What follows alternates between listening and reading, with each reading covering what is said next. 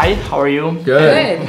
So 13 Reasons Why shows the high school life, but the line between popular kids and unpopular kids maybe is like doesn't exist anymore because, for example, your character is not one of the most popular, but still he gets along with popular kids. So do you think this line is like over in series and maybe real life?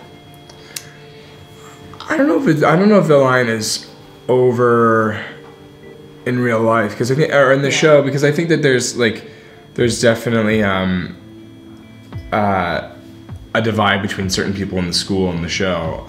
But Clay in particular just happens to be a guy who's just like kind of quiet and just kind of conforms himself as the nice guy and just gets along with everybody. So everyone kind of refers to him as like, oh, Clay's the nice guy or the quiet kid, because that's kind of who he's made himself out to be. But there's a lot going on deep down in Clay, as you learn in like episode 2. You see that he used to take like anxiety pills for panic attacks, and you see that kind of come back out during the season. I didn't go to like a proper high school, so it's hard for me to be able to really judge it because I did a lot of my work by myself at home. How did you manage with the shooting? Because you had to mix like the flashbacks and both times, and it was crazy, wasn't it? Yeah. I mean, like I feel like the story itself is fantastic, but the plot line is definitely something that can really confuse you, and it definitely kind of confused us at certain points. Absolute props to Brian Yorkie who wrote this, because not only was he developing and writing scripts, but he also had these like 2 timelines in his head plus all the characters and all the characters' arcs like just branching out from that.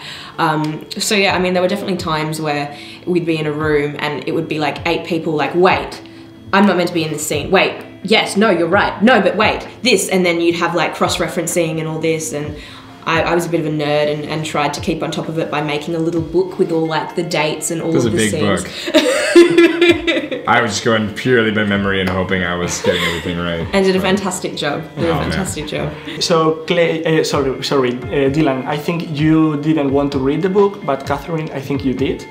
What were the reasons? The original book? Or? Yeah. No, well, I mean, like I hadn't read the book prior to being cast, and then once I was cast, I was like, all right, and so I read the book, just because I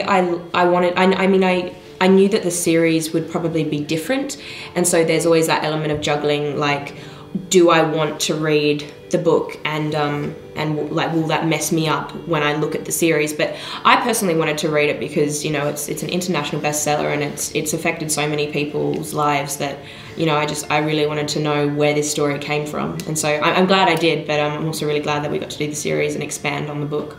Yeah, I definitely wanted to beforehand. I started reading it before I got there, and then I was going to finish it by the time I started shooting, but when I got there and I was talking to the writers and to Brian, you know, some of them kind of told me, like, the Clay that we are portraying on the show is the Clay that we're portraying on the show. Like, so I was like, okay, so it was kind of a message of, like, you can read the book, but it's not mandatory, because Clay is expanded upon a lot in the show, because it takes place, his experience of listening to the tapes is expanded over a week. You know, in the book it's one night, so definitely wasn't something that I had to do, but I was very excited to read it, and by the time I was done I finished it, and even though I knew everything that was coming, but it was a great read. But I didn't want to get thrown off because of they're so different the way they're told.